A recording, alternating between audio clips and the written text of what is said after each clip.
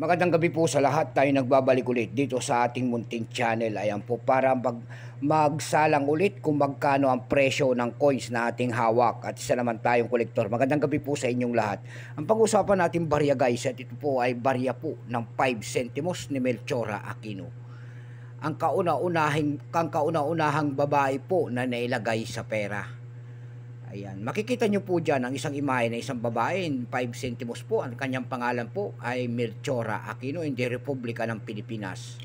Pagkatalikod naman po, makikita nyo po ang year 1949 ang pagtatag ng ating Bangko Sentral, and then year 1980 ang kanyang date. Ang bagong lipunan series po, ayan. At Bangko Sentral ng Pilipinas, at isang lalaki po, nakataas po ang kaliwang kamay, handang makipagdigma, ayan. Tingnan natin ang kanyang presyo po, kaya isasalang natin siya kung magkano ng kanyang halaga sa ating mga online selling. Pero bago yan, ayan, magpapasalamat lamang tayo sa lahat ng ating tagapagsubaybay dito sa ating munting channel, lalo-lalo na po ang aking mga subscriber. Thank you so much sa inyong lahat. Magandang gabi po kung saan kayong dako ng mundo po. Ayan, keep safe po sa lahat and God bless. Yun naman pong hindi pa po nakapag-subscribe dito sa ating munting channel, ay mahingi lang sana ako ng pabor. Baka pwede naman pakipindot sana ang ating subscribe button, like and share, para ma-update ko naman kayo sa mga latest ko pang gagawin mga video po.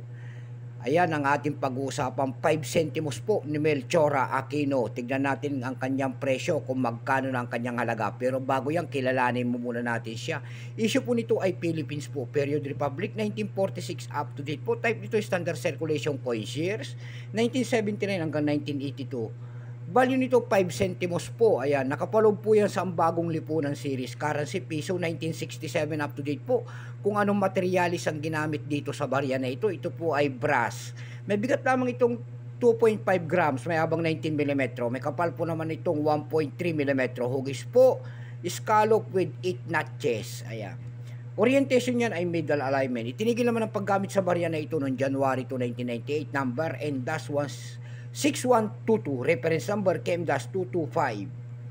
Ito pong year 1980 na ito, BSP men kung tawagin. Ito po ay 28%. Kung ilang piraso naman ang ginawa sa barya na hawak natin, ito po ay 111,339,000 piraso po. May price na rin po yan doon sa ating numista.com kung tawagin ng ating mga kolektor.